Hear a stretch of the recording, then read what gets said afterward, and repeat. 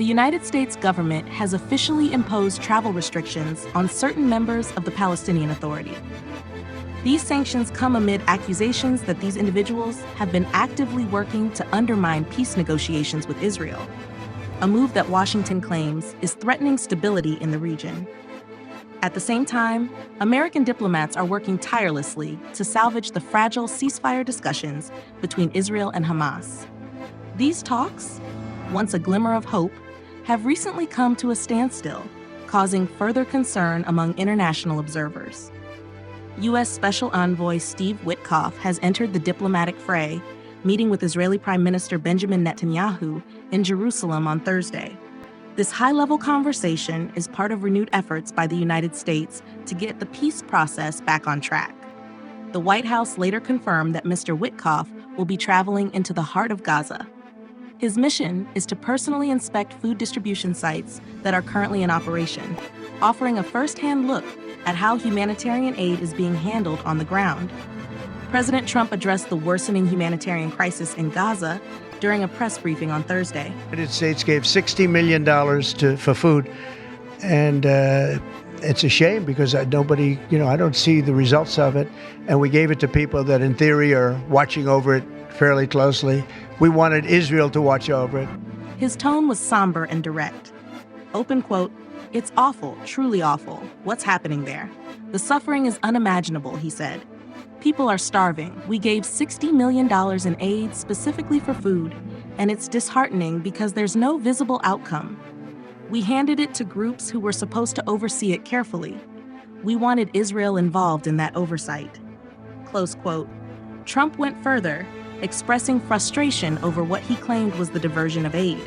He pointed fingers at Hamas, accusing them of taking both the food and the funds meant for Gaza's starving population. Open quote, "It's part of the problem," he continued. "Hamas is intercepting the aid. We gave that $60 million just weeks ago.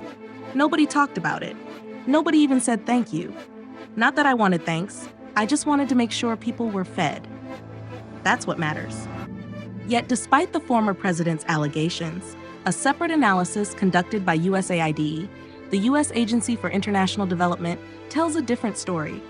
Their investigation covered over 150 reported incidents involving potential theft or misuse of American-funded humanitarian aid in Gaza. The conclusion? There was no evidence found that Hamas was systematically diverting that aid. The report stands in contrast to Trump's narrative and raises critical questions about who is truly accountable for the chaos. Meanwhile, the funds allocated by the U.S. continue to be directed to the Gaza Humanitarian Foundation, GHF, a controversial aid initiative backed by both the American and Israeli governments. This private, militarized aid operation has been at the center of heated debates among human rights groups and aid agencies alike. Since May, more than 1,000 Palestinian civilians have reportedly been killed while attempting to reach food aid near GHF-operated distribution centers.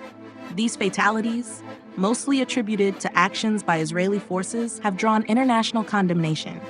Numerous aid organizations operating in the region have gone as far as to call GHF-run sites death traps, criticizing their proximity to active conflict zones and accusing both the GHF and Israeli military of turning humanitarian corridors into battlegrounds. Witkoff's mission is focused on two urgent priorities. First, to reignite the stalled ceasefire negotiations between Israel and Hamas, and second, to address the mounting global outrage over the starvation crisis gripping Gaza, an outrage fueled by harrowing images of emaciated civilians and chaotic aid scenes that have gone viral across social media platforms. I went to the camp to get flour, but I couldn't get in because the Israeli army was shooting at us. The trailer in the second delivery had baby formula. I have 3 children, and I want to donate one to others. This international pressure is not only coming from world leaders and humanitarian organizations, but also from voices within President Trump's own political base in the United States. Even some of his strongest supporters have begun to question the country's role in the ongoing tragedy. Witkoff is expected to enter Gaza today, where he'll meet with local Palestinian civilians, many of whom have suffered unimaginable losses, and inspect the GHF-run food distribution sites himself.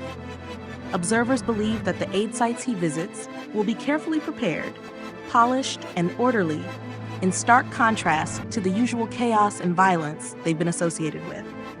Critics argue this visit will serve more as a public relations gesture than a genuine assessment of conditions on the ground.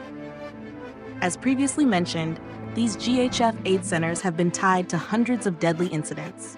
Just yesterday, the United Nations issued a sobering update. They have recorded more than 850 Palestinians killed in the immediate vicinity of these aid distribution points. According to UN reports, the majority of these deaths have been caused by Israeli troops, allegations that continue to fuel outrage across the international community. Both the Israeli military and the Gaza Humanitarian Foundation have denied any systematic targeting of civilians. They insist that their forces have only used warning shots in attempts to control crowds or respond to perceived threats, maintaining that live fire is a last resort.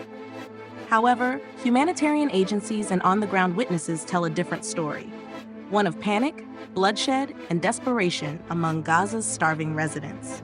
Now, with Steve Witkoff stepping into this volatile environment, analysts believe the United States is signaling not a retreat from the GHF model, but a full commitment to it.